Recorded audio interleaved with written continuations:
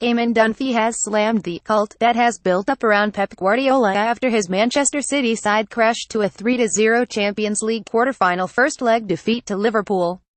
City are runaway leaders of the Premier League, but they are on the verge of European elimination and they will require an incredible change in fortunes at home at the Etihad Stadium next week to progress. Having watched the game at Anfield, Root soccer analyst Dunphy slammed Guardiola for the lack of attention he pays to building a defense.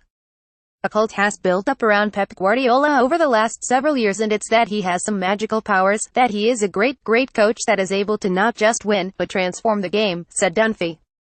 In other words, win trophies without paying attention to one of the great elements of the game, which is defending.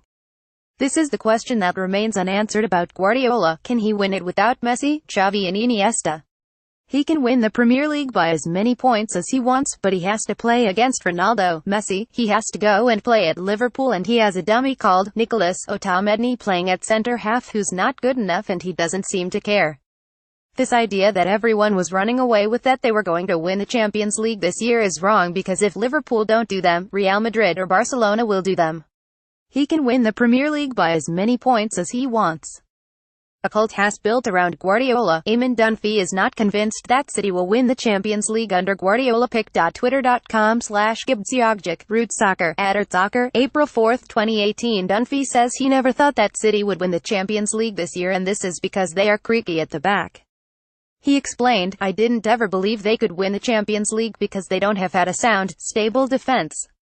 There's no foundation there. Otamendi is going to give up chances at this level against the best team, always, and they don't have a really stable defense.